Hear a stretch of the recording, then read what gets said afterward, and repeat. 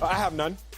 I think Jordan Love is going to unfortunately fall flat. He's been set up for failure. Oh, really? Imagine being told on Wednesday morning of game week, hey, big dog, you're starting. Particularly when your starter, Aaron Rodgers, has been balling out of control this season. I spent my career in the NFL as a backup, so one thing I know is how to be a backup. And when your starter is balling like Aaron Rodgers is, you're not even really thinking about having to play.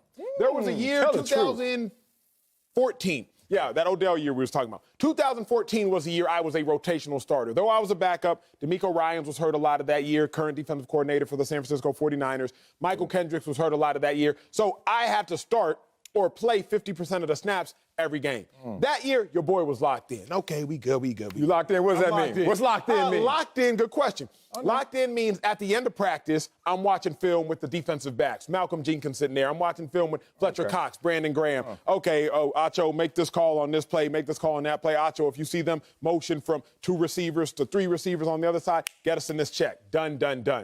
When I'm the backup, what you doing? I'm going into the same room, but with wings from the cafeteria. And I'm watching DeMeco Ryans do all that stuff, and I'm just sitting there eating my wings on Twitter, seeing what they talking about.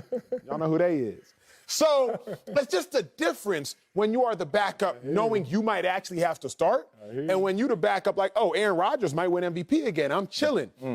Jordan Love, number one, has been set up for failure in that regard. In the second regard, he's been set up for failure. He's only thrown 7 career passes. It's not like they roll him in there and really get him meaningful minutes, meaningful playing time. He's been in the league going on year 3 now, and he only thrown 7 passes, Sal. Like, it's one thing to be on the sideline of a football game. It's another thing to have to trot onto the field. Like, whether you have to do anything or not, I'll be honest with y'all, like, just jogging onto the field is like, I'm now in an area where things happen. On the sideline, it's safe.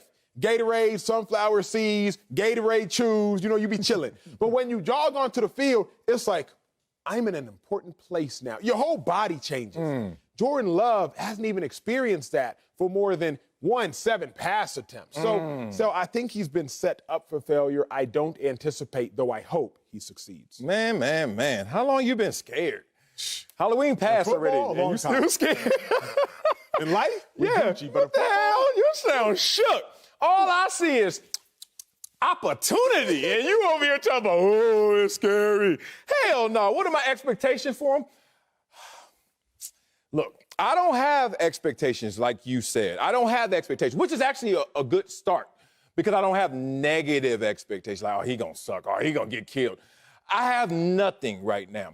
But I do have some anecdotes that can help him to let him know that this is nothing but opportunity.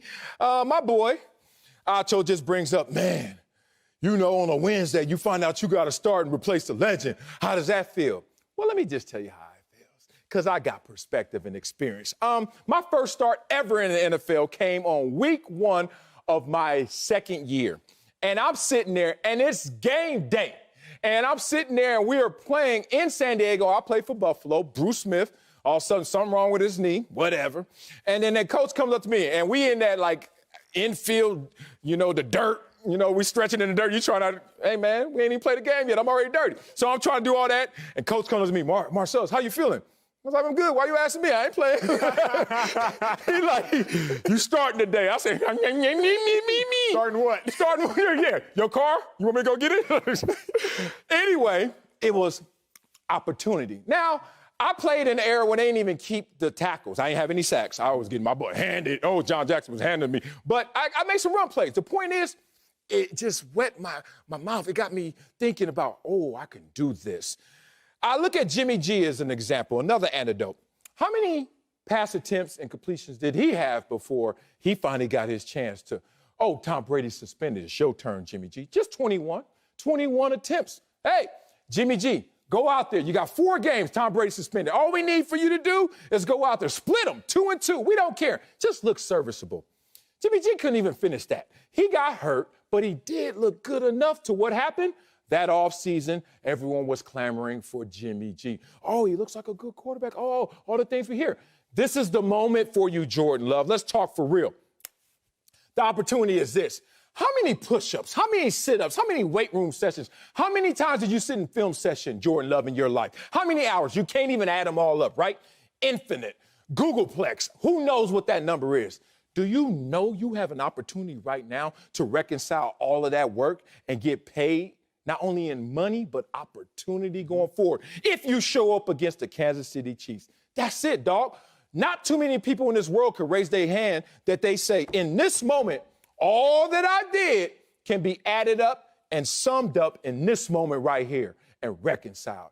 That's what he has in front of him. My expectations is he realizes how special this moment is, and he takes advantage of it. He wouldn't be the first one. Here's the thing, Marcellus. Motivational, at least. You don't think it's real, though? No, I don't disagree. I think it's one thing and can be intimidating at times to look in a mirror and have to see yourself and who you are and what you've accomplished or what you haven't accomplished. Okay. But what is often more intimidating is looking at your successor. Jordan Love was drafted as high as he was drafted. Why? You should remember. I obviously remember. Because there was a man by the name of Patrick Mahomes who came from a school that isn't a dominant powerhouse, Texas Tech. Yeah. And Patrick Mahomes, though he turned the ball over, boy, did he have an arm. And was he mobile enough? And did he have a cannon and could make some crazy throws? So Patrick Mahomes gets drafted, instantly goes to the playoffs, and a couple years down the line wins a Super Bowl. So now we look at Jordan Love. Doesn't play at a football powerhouse, but boy, does he have an arm. Okay. But man, his last year in college, he had a lot of turnovers, may have taken a step back. But y'all, have you seen his mobility plus arm strength, arm talent? You draft Jordan Love extremely high. Jordan Love is going to step onto the football field and not look into a mirror. He's going to step on the field and have to stare at his predecessor. He's going to stare at his successor. He's going to stare at Patrick Mahomes. And to me, that subconscious subliminal pressure is going to do a lot to Jordan Love in that moment. Because it's one thing to look at yourself and ask yourself, am I enough? Hard question that we each ask ourselves more than likely daily. It's another thing to step on the field and look at the reason you were in the position you're in. And now you really got to compare yourself. So my first day on the show, sitting on the set next to you. I was on the show next to you with the mother letters for like a block. And there's no real compare. But now I'm sitting on the show next to you, and we doing our own show. And now I really got to ask myself, can I hang? Like my dog been doing this for 11 years, would have been 10 years at the time. You said you came in at 35. So I'm sitting here now like, hey, can I actually do this? It's one thing to ask myself if I can do it.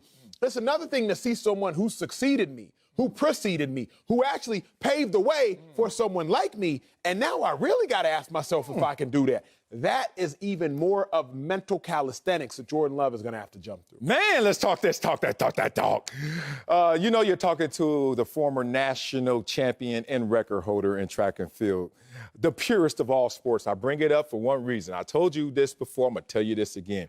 Coach used to always say, what lane you got this race, Marcellus? Lane 5, because I was the fastest, you know. And he was like, all right, make sure we don't get psyched out. There are no other lanes. Now, what does that mean? I was 11 years old when I first started hearing my coach talk about psyched out. He was like, because this is what happens in track. If you're running and you look back, even if you got the lead, you know what you're doing? You're cutting at your own time at the PR you could set for yourself, right? We know you're not running your fastest when you look behind. Also, when you're looking to the side. And what people don't know, unless you really advanced in track like national record holders like me, is that you can't look too far ahead. Like they tell you it's a triangle. You got to look right here because you got to keep in vision where you're going, but what you're doing. Oh, God, I'm about to preach. So when you're running track, you can see your own form with one of those eyeball peripheral and the other one where I'm going, and that's it. Now, you start doing this, you ain't doing the best version of you. Jordan Love, you start doing Patrick Mahomes, you start doing Aaron Rodgers, you ain't doing the best version of you. You know why? You're talking about pressure. And I've been here. I'm talking about responsibility. The same moment could be defined as a pressure because you're not staying in your lane. You're psyched out. Or it could be looked at as a responsibility. Everything that you've done, Acho, is on this moment. Like, think about it. I got my first show when I was 35, like you said, 2 years out of the league. You got it at 29? Damn, I thought I had the record for life. You know what I'm saying? And to hear this dude come up and look at you. Now, there were two ways you could have responded. Man, it's pressure. I'm 29 years old doing this. Or, yo, I done put in work. What network was you on? Yeah. And then you was on another network. You was on a big 13 network or something. I don't know what you were on. But the point is you put in work, and then it all added up for one moment. You could look at it like a pressure, or you could look at it like I'm responsible for this moment to take me where I want to go. Come on, Jordan Love. Make me look smart, or at least my track coach.